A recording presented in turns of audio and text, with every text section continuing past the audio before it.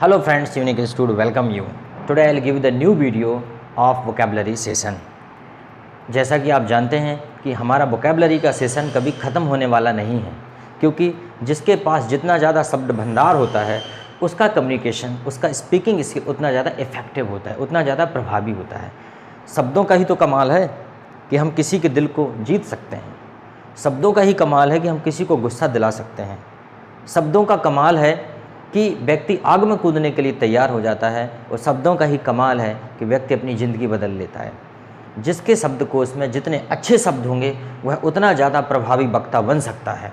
और एक और बात ये भी है, कहते ये भी हैं कि शब्दों से ही पता चलता है कि कीमत मिलेगी या चुकानी पड़ेगी, इसलिए शब्दों का चयन भी बड़े सावधानी से किया जाता है। ठीक है, ये तो हो गई हमारी नॉर्मल बातचीत, लेकिन हम जो वोकैबुलरी पढ़ने वाले हैं उसके बारे में आज मैं आपको बताता हूँ। बहुत इंपॉर्टेंट वोकैबुलरी है और ये सेशन चलता रहेगा। ठीक है फ्रेंड्स, हमने 51,000 व्यूज़ कंप्लीट कर लिए हैं, लेकिन अभी आपकी प्रतिक्रिया नहीं आती हैं, इसलिए मैं चाहता हूँ कि आप अपनी प्रतिक्रिया ज़रूर दें। अगर हम 2, 4, 5 मिनट, 10 मिनट, 15 मिनट का वीडियो देख सकते हैं तो obviously we should give our comments to the video maker. इससे ये होता है कि हम अपनी उपस्थिति को रिप्रेजेंट करते हैं, हम चाहते हैं, हम बताते हैं कि हम भी इंटरेस्टेड हैं आपके साथ, इसलिए हमें प्रोत्साहन देना बहुत आवश्यक है।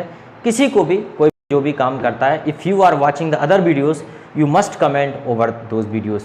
Thank you very much. चलो मैं आज का जो है पहला वर्ड आपको बताता हूँ, ओवर हेयर। आज का पहला वर्ड है over here. Friends, over here means होता है यहाँ पर, जब हम किसी से बोलते हैं कम, ओवर हेयर। इसी के साथ हमारा आज का दूसरा वर्ड है ओवर देयर। ओवर देयर होता है फ्रेंड्स वहाँ पर, जब हम किसी से बोलते हैं go over there, come over here. ठीक है, इसके बाद हमारा जो थर्ड वर्ड है वो है these. Whenever we are talking about the people nearest us, जब हम उनके बारे में बात करते हैं जो लोग हमारे पास में होते हैं हमको बोलते हैं दीज, और जब वही लोग दूर होते हैं तो हम उनको क्या बोलते हैं फ्रेंड्स, दोज। तो जब जो पास होगा उसे दीज, जो दूर होगा उसे दोज बोलेंगे। इसके बाद एक वर्ड है, अक्सर मैं बोलता रहता हूँ, और है दैट्स वाई। इसलिए मैं आपको समझाता हूँ। ठीक है, इसलिए मैं आपको समझाता हूँ। That's why I make you understand, that's why I teach you so that you could learn English. ठीक है, तो इस टाइप से एक और वर्ड होता है इसी के जैसा, देयरफॉर। इसका मतलब होता है फ्रेंड इसीलिए, देयरफॉर इसीलिए। फिर एक वर्ड और होता है जैसे कि एज वेल एज। इसका मतलब क्या हो जाएगा, एज वेल एज। जब हम दो वस्तुओं को, दो सब्जेक्ट को कंपेयर करते हैं, दो चीज़ों को कंपेयर करते हैं, दो ऑब्जेक्ट को कंपेयर करते हैं। जैसे मैंने कहा you are honest as well as your brother, आप और आपका भाई दोनों ईमानदार हैं, तो हम यहाँ पे एज वेल एज का प्रयोग करेंगे। फिर हम बात करेंगे स्टिल। फ्रेंड्स, ये वर्ड बहुत यूज़फुल वर्ड है। इसका मतलब है अभी भी। जैसे कि अगर आपने कहा कि सर मैं बाहर वेट कर रहा हूँ, काफ़ी देर हो गया, मैंने बोला you are waiting for me. आप जो है 2 दिन पहले मैं आपसे मिला, आपकी तबीयत ख़राब है, 2 दिन बाद भी मैं गया तब भी आपकी तबीयत ख़राब है, तो मैं ये कहूँगा you are still suffering from fever, तुम अभी भी बुखार के दौर से गुजर रहे हो। तो फ्रेंड, स्टिल बहुत इंपॉर्टेंट वर्ड है, इसलिए इसको आपको आना चाहिए। So for. सो फॉर का मतलब होता है अब तक। जैसे मैंने कहा what are you doing so far, तुम अब तक क्या कर रहे हैं। ठीक है, जब अक्सर देखा है हमारे इंडियंस जो है वो लास्ट डेट में कोई भी काम करने जाते हैं तो वहाँ पूछते हैं हमारे स्कूल वाले अब तक क्या कर रहे थे, वो तो यही बोलते सो रहे थे क्या अब तक। तो क्या हो जाएगा फ्रेंड्स, सो फॉर मतलब होता है अब तक। उसी के साथ हमारा जो नेक्स्ट वर्ड है वो होता है वेन एवर। वेन एवर, इसका मतलब हो जाएगा फ्रेंड जब कभी भी। जैसे कि when ever you call me I come, when ever you speak English I feel good, whenever you go to market I meet you, whenever I read newspaper I learn something। तो friends, whenever होता है जब कभी भी। इस प्रकार मैं practice कर रहा हूँ, इसी प्रकार आपको भी प्रैक्टिस करना है। ठीक है, इसके बाद आपका जो वर्ड है वो है विच एवर, जो कुछ भी वस्तु। विच एवर यू वांट, जो कुछ भी आप चाहो।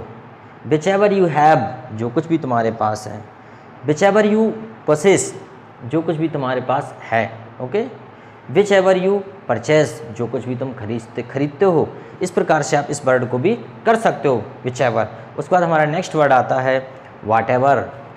वाट एवर यूज फॉर, ये मैटर के लिए, विषय के लिए यूज़ होता है वाट एवर। जैसे कि वाट एवर मे बी, एक वर्ड और आ गया चाहे जो कुछ भी हो जाए, वॉट एवर होता है जो कुछ, what ever you want you can speak, जो कुछ भी तुम चाहो बोल सकते हो।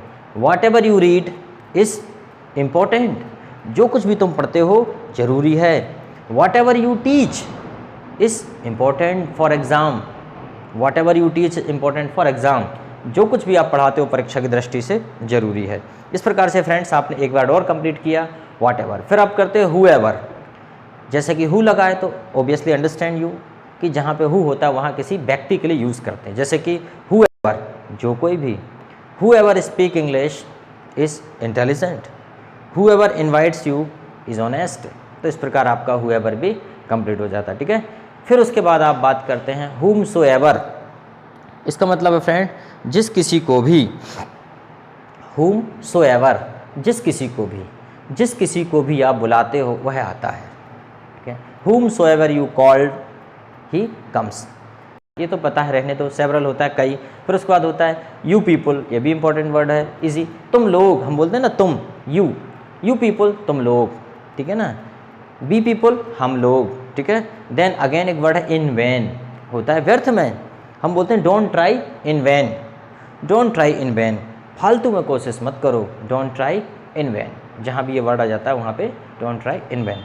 देन नेक्स्ट वर्ड है फ्रेंड्स प्रोवाइडेड दैट, बहुत अच्छा वर्ड है, बशर्ते की, परंतु एक शर्त है, बशर्ते की। जैसे मैंने कहा speak English provided that you can learn English provided that you try, you can get job private provided that you have essential eligibility, you can defeat your enemy provided that you are skilled, you are well versed in fighting whatever, you can defeat your competitor provided that you are skilled, मतलब आप में skill हो, you are well trained, आपकी अच्छी training हो, तभी आप अपने प्रतिद्वंदी को हरा सकते हो।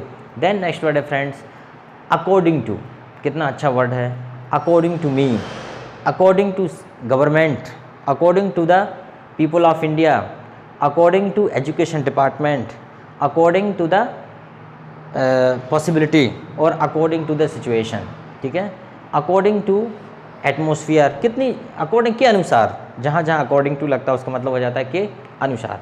अगला हमारा वर्ड है राइट नाउ, जैसे हम से बोलते हैं अभी जाइए, go right now, speak right now, try right now, ठीक है।